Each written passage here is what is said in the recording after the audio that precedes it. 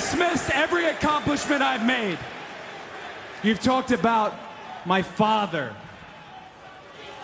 Well, you call me an entitled millennial, I call you a carny succubus, because the dirty secret about you, the dirty secret is you need this generation more than it needs What up, you. y'all? It's KMB, the Sexy Ninja, in the place to be for a Paper Saber universe, and this is the New World Podcast, brother. And we're talking about the 39th Annual Survivor Series, which includes War Games 2025 in San Diego at the Petco Park. Wade and Cole on commentary. The night I have been waiting for. 4 matches on this card. Some of it felt a little dragged out at points, but hey, it's a WWE show. We come to WWE for the cinema and the storytelling and everything like that. But I'm going to say this. You know what? I'm going to save my thoughts. Let's go match by match here, okay? With the women's War Games, Kabuki Warriors, Becky, Lash, Nia versus Rio, AJ, Charlotte, and Alexa. Not my favorite women's War Games match. It was a little bit wonky. Felt a little bit too, too predictable. You know, Rhea Ripley looked great. The Terrifier mask and everything like that. Like, everyone looked great. Everyone had their spots. Everyone had their moments. As much as I love EO and the trash can, I don't know how many times we can do that. You know, it's down to the point now where the trash can says EO Sky on the trash can. Now I'm going to see trash cans being sold in the WWE shop.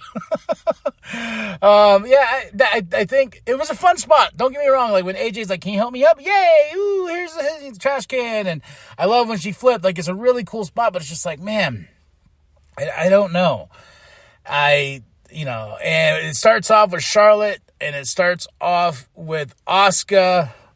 Two bitter enemies here, and as we go, who's next, baby? Because the Charlotte's team has the advantage. Here comes EO coming out, because they have the advantage here in this War Games, and then here comes Kyrie. Then we get on the other side. Here comes AJ. My biggest thing about, let's get this. Okay, AJ comes out, then Nia comes out, Lash comes out, Rhea comes out, then Lash Legend is the last one for the women's to come out. You would think that spot would be for an AJ or a Becky. Even Asuka, like the last person coming out. I don't know. I felt like the people coming out, they put out the heavy hitters first.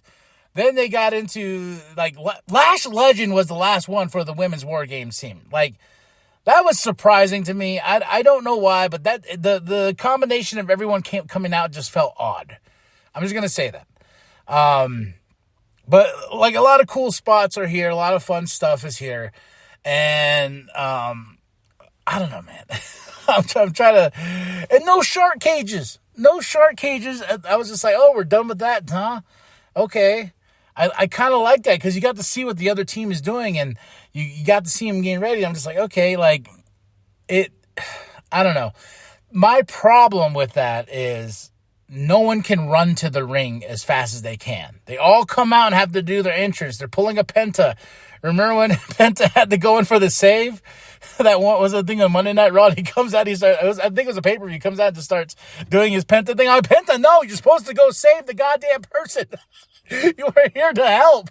Everybody that was coming in the ring was coming in slow, and this, and I'm like, come on, it's War Games.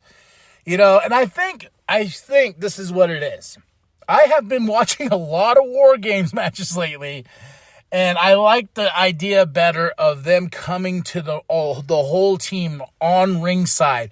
They decide, okay, you next, then you next, you go, and it's just decided by a flip of a coin who's gonna go in. And every time, I feel like the match loses its momentum when you give everybody an entrance. I know they did that with Blood and Guts, but to be fair with Blood and Guts, it's a smaller arena. They're in a place that's holding 46,016 people here. Like, they're in a big freaking, stadium here. So it's going to take a while to get to the ring. And with AEW, they're in a small arena. They can get to that ring faster. They're running to that ring, bringing weapons. They're here to fight. This was like, okay, come on. Let's quit showboating. It's war. Get to the ring. So, but it was a fun match. I think me and Big Daddy's picks, the only pick we're off on is the John Cena and Dom match. We'll get to that, but I think overall I was right on all my picks, and Big Daddy was off on one pick, which is okay because I understand where he was coming from. But let's get back to the women's war games. Yeah, so no shark cages. I felt was like a little bit of a letdown. And I've been in war game fever. I was trying to figure out when did they stop doing the submit or surrender,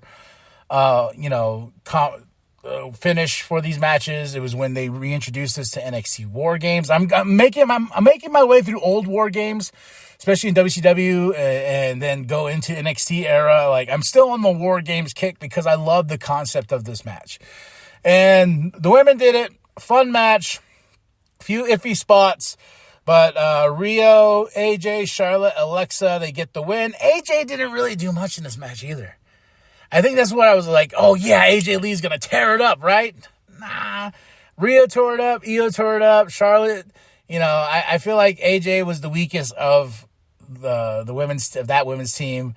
Then over on the other side with the Kabuki Warriors, I feel like Becky, of course Becky, the heelish, cowardly lion, cowardly heel, she's the one that gets pinned and stuff like that. So overall, fun War Games match, not my favorite though, especially for this being the 39th. This is the 39th annual Survivor Series, man. And I gotta say, does this mean like the War Games match itself is getting kind of watered down? Which I hope not, because I love the War Games concept so much. Maybe it's a match now that shouldn't just be tied. Like, I remember when we first got the War Games with Survivor Series, we were like, holy shit, and Black Massa, it was so cool. But now at the point where they're not even in the shark cages, they're not even running to the ring. It's just another countdown for everybody. You know what I mean? I don't know. That's just my thoughts there. But a fun match, but not my favorite women's War Games match. Second up, I would say second match of the night for me is John Cena versus... oh, wow. Oh, almost died there. With Dirty Dom in his hometown here in San Diego, but Roxanne and Raquel, they come out with Dirty Dom, and the rumors surrounding this match is Liv Morgan is on the horizon to make her return back here into WWE. Shall we see? Or you can't see, John comes out looking great, huge pop. Him and Stu, he's like, hey, we got to go run now, baby. This is the last PLE. I got a tear in my eye. But I will say this is not, out of this tour, this is not my favorite John Cena match. This is, in the low tier. After having such bangers with AJ, CM Punk, that really great match with Cody at SummerSlam, I would say this was fun, and it had a lot of baggage to get to the end. Roxanne, Raquel helping Dirty Dom faking an arm injury. Like, I feel like maybe that was on purpose, maybe not. Dom playing possum. I thought it was cool that Raquel and Roxanne got in their moves on John Cena. I did not agree with the ref when he was like, 1, 2, it was like, wait a minute, no, look at this, these women did. I'm like, then why are you counting? Why did you stop this count and then be like, oh no, I saw the shenanigans? Why did you even start the count? I was like, I don't know, that was like, oh, okay, all right, something else is coming. Then John and Dom do it up again. They chase Raquel and Roxanne out of here. John hits the ref. The ref does a ref bump, goes outside the ring. Here comes Roxanne. Here comes JD. Here comes Finn. They come and help. Boom, boom, boom, boom, boom. Like I said, a lot of baggage in this match just to get to this weird payoff. And John takes JD, takes Finn out. Man, huge attitude adjustment. He still has it. John's getting everyone going, and then boom, Liv Morgan's music hits. Liv Morgan is back. I'm very happy, and as messy as this match is, Liv comes out, slaps Dom, and I'm like, oh, but that was a ruse because then she hugs John. Then I love the camera panning into her face and then her eyes going evil. They coming back and kicking John in the crotch, throwing him for the 619. Liv hits John with the belt. Dom goes up, does his frog splash. Liv goes and gets the ref. I felt that was a little awkward too because the ref was on the other side of the ring. Getting the ref up, 1, 2, 3. This is how we get the Intercontinental Championship off John Cena. So does this mean he's losing 2 in a row? We got one more, folks. December 13th, Saturday night main event, the last John Cena match, the last John Cena appearance, here in WWE. And he went on his back here, which is fine, which is why I picked John. I thought, Dom getting back that Intercontinental Championship, especially on a big match night like this, was rightfully so. But it took a hell of a lot of steps to get there. I'm glad that Liv's back, Dom's back. Now, what does that mean with Judgment Day? What does that mean with Roxanne and Raquel? I know Liv doesn't like Roxanne, but they let Roxanne into the group. So we're gonna a lot of questions were made of this pay-per-view, and we're gonna get a lot of answers hopefully this Monday. And I believe Saturday night main event is the only pay-per-view left. For the year. It was not even a pay-per-view. It's just, it's a TV special that's on Peacock. So, and I hate the fact, I gotta say this, I hate the fact that I get advertisements on the playback for the pay-per-view on ESPN. It's like I'm paying 30 freaking bucks a month. I have to have advertisements here. I can't just skim through the show like I like to. Bullshit. As you can tell, this KMB is, this big head boy is hyped. All right. I would say the lowest match on the card for me was the women's championship match. As much as I don't want to say that, Stephanie Van Cure is one of my all-time faves. Then there's Nikki Bella. I don't know. This match fell off. Even Nikki, twice you sold the Devil's Kiss so weirdly.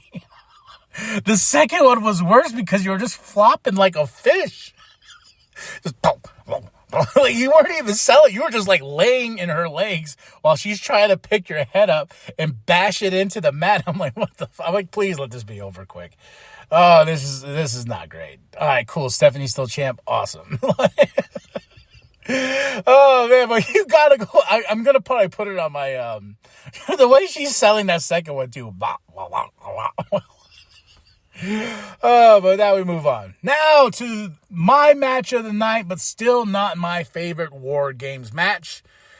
I did not care for the ending of this match.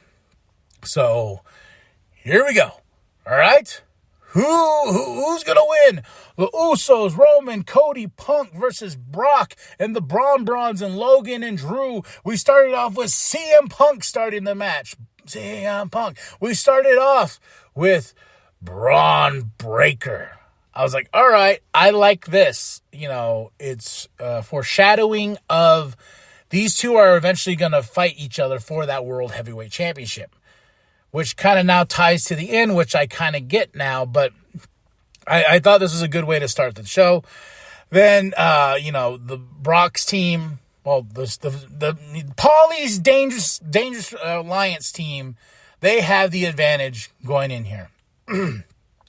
So the next person to come out for Paulie's team, Drew McIntyre comes out. I'm like, hell yeah, Punk, Drew, they're throwing haymakers, they're fighting.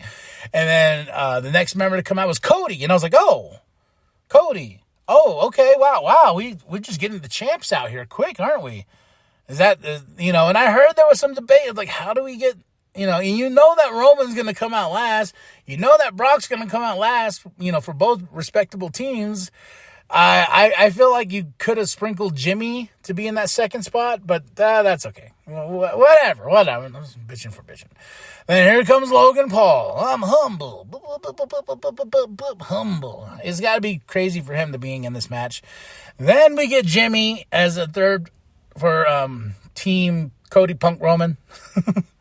Roman Cody Punk. The tribal Punk Cody. I don't know. The tribal Nightmare Punk. I don't know. I'm trying here. Then we go right into Bronson Reed. I was like, please don't break your ankle again. he got up on the top rope, did some tsunamis, but he's probably like, I ain't going back on top of the cage again. Fuck that. Don't blame him either. The fourth member, Jey Uso. And I'm not shitting on this match at all. This match was fun. This match had everything I wanted. I thought it was better than the Women's War Games tonight. It was a lot of fun. We got a really fun, silly spot where Jay does the let's run it back-ish, and we got me, Oos. We got the yeeting. We got some yeeting in the crowd because I remember seeing this on the Twitter. I'm like, how did he come out first and then yeet and whatnot to get the crowd going? No, he came out mid this thing. And, then Brock's music hits. Dum, dum, dum. He comes out and he puts an end to it. He's like, no more shenanigans. Everyone's getting suplexed. Boom, boom, boom. F5s. Everyone's getting destroyed. As Cole says, it's like being in a cage with the grizzly bear. So Brock is taking out everybody. And then we get Roman Reigns. He comes out. And once again, he's just walking to the ring. But I did like the fact that Brock met him. And then, bam, Superman punches, And I will say, the one thing I didn't really care for is, like, he cocked the Superman punch a lot. I'm like, I get it, you're Superman punching. I love it when you don't do that. I love it when it comes out of nowhere. But he cocked it like 4 or 5 times while hitting Brock. Then Brock caught him, bam, into the table, broke the table, beats up Roman some more, throws him into the cage, grabs the cage door, and bam, closes it. I wish that door closed a lot more cooler, because like every time, when Lash closed it, when Brock closed it, it kind of just wiggled. It seemed really flimsy. But boom, ding, ding, ding, and the War Games has begun. Crazy spots. There was one spot where when Brock got Jay, poor thing, hit his head on the bottom of the table. Even Braun Breaker even had a moment where he just dropped right on his head. That was like, oh shit. But they all beat each other up, and it was fun until the very end. A mystery man came in. I'm seeing theories all around. I'm guessing it's Austin Theory. It just has to be. He's been gone for a while, and if anybody's to join this evolutionary vision team of the Brawns and Logan, it's got to be an Austin Theory. Let's see what Paul can do with him, and let's see what Triple H can do with him, because I really like Austin Theory. I feel like he's talented. I feel like he has the mic skills. I feel like he's, but he was brought on as Vince McMahon's protege, and I was like, oh my God, the chosen one, and it didn't work out for Drew, and he's taking selfies with Vince. Oh my gosh, I don't want to think about those times. The dog times. But I'm guessing who that's, the mystery man, and then it's Braun Breaker to pin CM Punk for the 1, 2, 3. I like the fact he put his straps back on to take him back off. But that was 1, 2, 3, and I was like, oh, seemed a little anticlimactic. Okay, sure. That's it? That's War Games? Yeah, that's War Games. Brock, Bronze, Logan, Drew, they come out, put their hands up. They go to, boom, boom, boom, boom, boom, fireworks. Then we cut to the ring, and Roman gets up. He's very disappointed. Usos are looking disappointed. Cody's still down. Punk's still down. I found it interesting that which championship he wants, because he goes up and he picks up Punk, shakes his hand, gives him a fist bump, because he's an oos. Punk is an oos. When Cody just gets up on his own and they're looking at each other, and I'm like, yeah, we're going back to that. We're running back Roman versus Cody. And we're going to run Braun versus Punk. That's what I feel like the WrestleMania is going to be, those two matches. I just feel it some way, somehow. I'm also thinking about who's all at that table. And I heard they included Liv. I haven't seen the video yet. I saw the women's WrestleMania thing. I heard they included Liv Morgan into that package finally. But I'm thinking of the table. Okay, it was Cody, Roman, Brock, Punk. Could it be Brock and Punk? at Mania. I don't want that. I would like Braun Breaker versus Punk because I think that'd be a bigger deal. A lot of variables here. It's just, but I did like when Roman walks away and he looks at Cody. He goes, never again. This is the last time, man, me and you. And Cody's just like, okay, all right. And that's the way we end it. War Games, Survivor Series 2025, San Diego, Petco Park. It's here, the 39th annual. Next year is the 40th annual Survivor Series. It was a fun show, but not my favorite show of this year. I text my brother immediately. I was like, hey, man, I think the women's Blood and Guts match was far superior to the women's War Games match. I will say the men's War Games match was superior to the men's Blood and Guts match. I feel like they're I know they're two separate matches. I get it. And if we're comparing things, would be a good comparison because they are the same thing with being different names. But Blood and Guts having the actual rules of War Games. I think I like the surrender part of it. I think that's so great. Like when Tony was like, when they're beating the shit out of Mina and Tony's one being forced to watch and she's the one that says, we surrender. Like, yeah, I think one, taking away the shark cages, kind of hurts it for WWE. They should change the rules back to being submit or surrender. One of those two, not submit or pin. Because then everyone's going to pin, and you're going to get a bunch of false pin spots and stuff like that. So, overall, for the show, match of the night is the men's War Games match. Moment of the night, it's just got to be John Cena, and Liv coming back. And I just got to say those two moments. And I didn't really, I teared up in the starting before John came out. I was like, damn, it's the last one. Then he goes out on his back losing. I'm like, okay. But he had fun. It looks like he had fun. But Liv back is a big moment, and she's back with her her dirty dom. So we gotta see what happens on Raw. So, but overall for the Survivor Series, I give it 3 out of 5. And those 3 stars go to the Women's War Games, Men's War Games, and the Intercontinental Championship. 3 out of 5. That's it. That's all. Survivor Series War Games 2025. That's it. Okay, tell me drop your comments below. Hit that like, hit that subscribe. Share with your grandma, share with your grandpa, share with the mom down at Walmart. I am KMB the Sexy Ninja, and remember that the New World Podcast is for life. Watch it.